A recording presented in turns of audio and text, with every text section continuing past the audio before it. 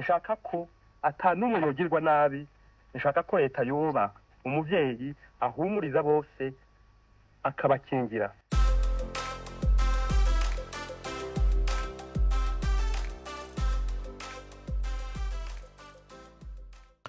Mwaramutse, iki nigice ca kabiri muri rwa rutonde rw'ibiganiro ndiko ndakora ku bijanye n'inzego zitomoye canke zikora neza. Ahanini vyavuye ku video nakoze nshiramwo Ibrahim Traoré, mugabo sibo nashaka kuvuga ko, nashaka kuvuga gusa ko Afrika muri rusangi ikeneye inzego zikora neza gusumvya uko yoba bakeneye abantu b'ibihangange. Igice ca mbere ahanini navuze ko nerekanye abapolisi nubwo ntarandiriye cane. Muri kino gice naho ngiye kuvuga ku nzego zitwara administration, uhereye ku mushikiranganje wa mbere hano ari nawe novuga ko ari nka president, kuko niwe atwara igihugu, niwe dutora akarongora igihugu. Nuko rero musiga amakomantere, murakoze.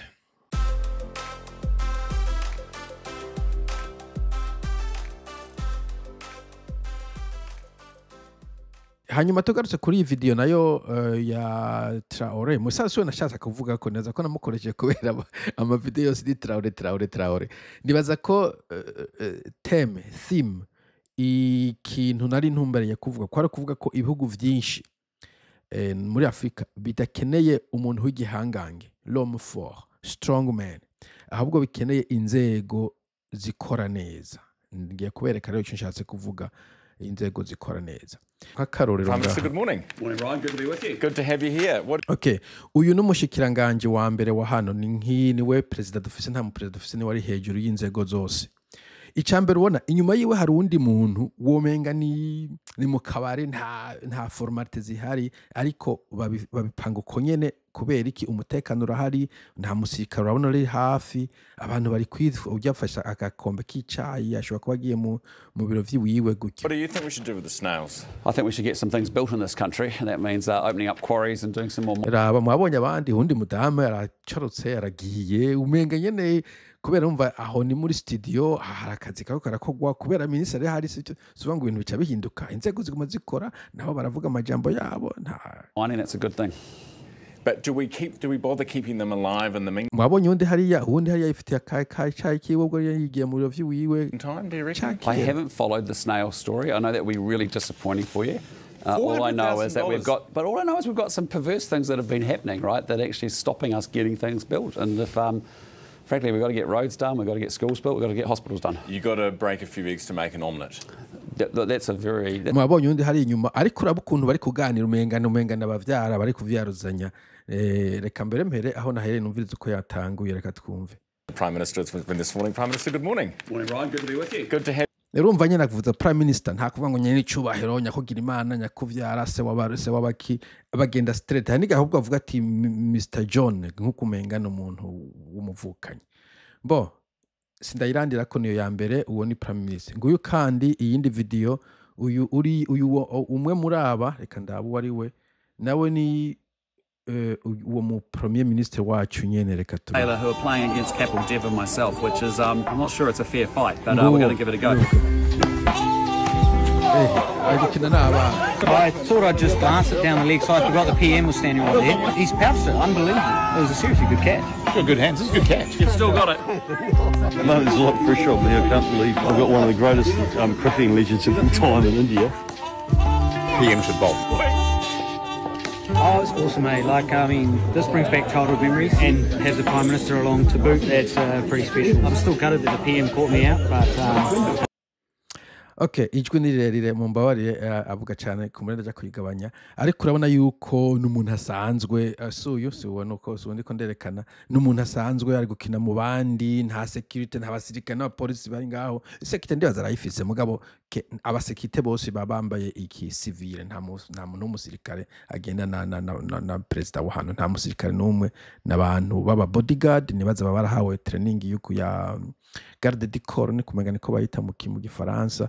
ariko urabona ko haba ari relaxe ari ahantu kuko arazi ko ibintu biri kubera kugwa ntagomba kuranda imitsi nawe utwara biragufasha niyo inzego zihagaze neza reka kandi turabe Lacson urabona ahantu hahagaze ari kumwe n'abadamu babiri sinzi ivyo bakora wumva sinaravye ngo bari gukora ibiki ariko urabona yihagariye hari uruhande urabona kugera kure cyane nta security hari urabona ko atamuntu w'umusirikare ari hafi nta musirikare none haba hari mugabo n'aba bodyguard nta uzaho iyo bari kubera iki inzego zose ziko zirakora nta kintu cyo kugenda ari nuba umva nawe utegeka biragufasha kutamana inkoho mu kwaha burya kwamana inkoho mu kwaha n'umutima uba wahagaze n'abasirikare munane bagukikije urabona ko yari premier ministre ariko urabona ko bari kumubaza ngaha nta basirikare bahari ahari inyuma n'undi muntu ariko abantu bariko bararengana icya kera Bonsi abasaba security aba n'aba ministre nkuri yawo hirya no mu ministre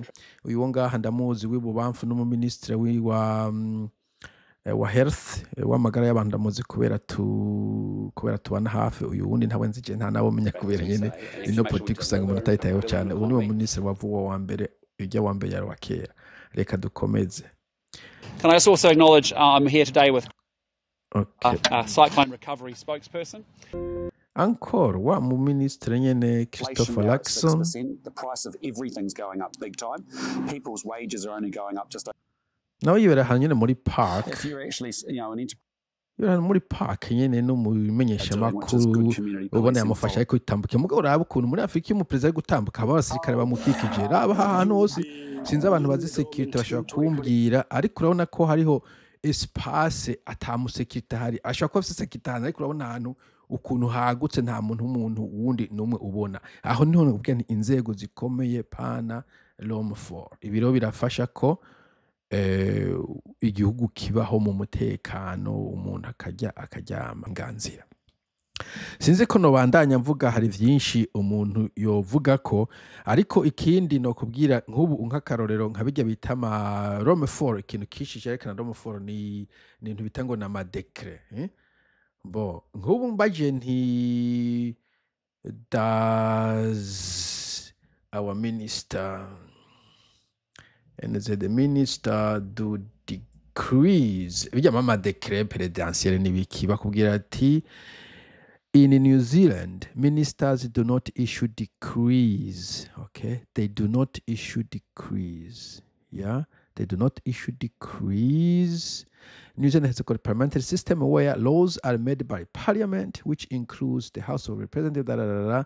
So nta decree nta ma decree, there's no decree ibintu byose bica mu mategeko nta muntu mashobora kwicara mu nzu ngo no munsi nda decree kiriya ubwo biciye muri parliament ngo bafata igihe hariho process abantu bakavye bakagive bita ama submission ibintu nk'ivyo nta ma decree ariho never tibugira ngo hari decree yabaye muri kino gihugu nayo no kuvuga nta Rome 4 there is no strong man could decide ngo igihugu kigende muri iyi direction hari a whole system it decide together where the direction y'igihugu igomba kuja nibo bafata ingingo hamwe na bose na hamwe bo iki gihugu nta meya nta turafise meya mugabo nta nta guverineri dufise okay intuzeye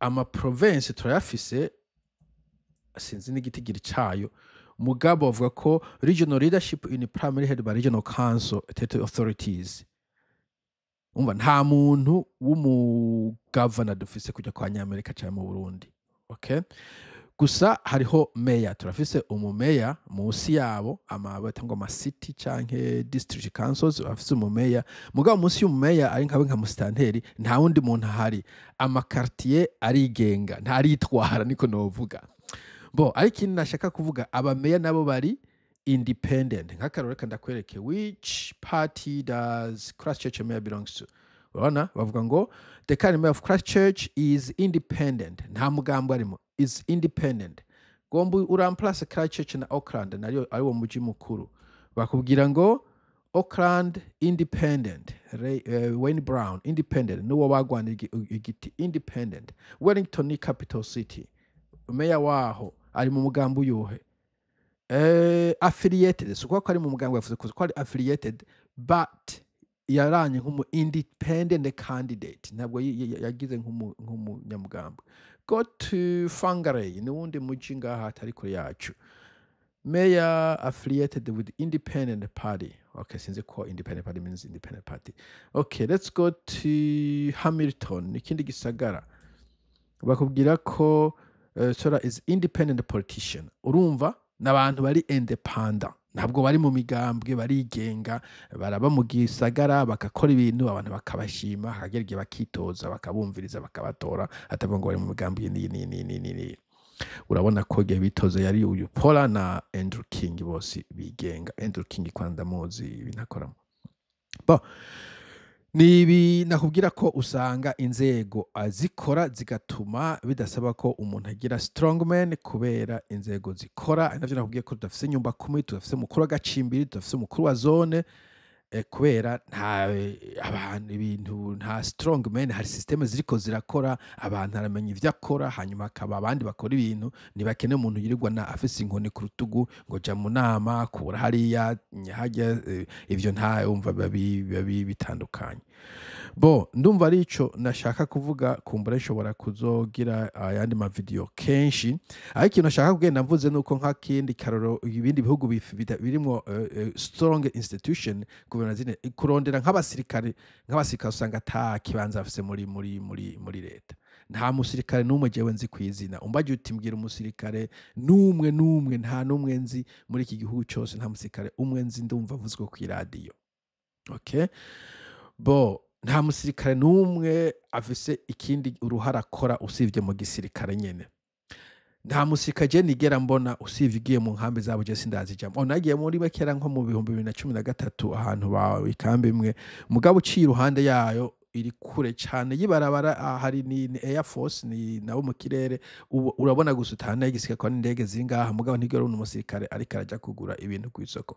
Naheze kubona aba Navy baje kugura ibintu ahantu bafise ikambi, ariko naho nyene ni gake umubona ku kilometero kimwe yambaye impuzu z'ikinevi cyangwa iz'igisirikare. Nakubwiye ko nta nkondigera mbona, nta imodoka y'igisirikare ndigera mbona myaka 15 iraheze, nta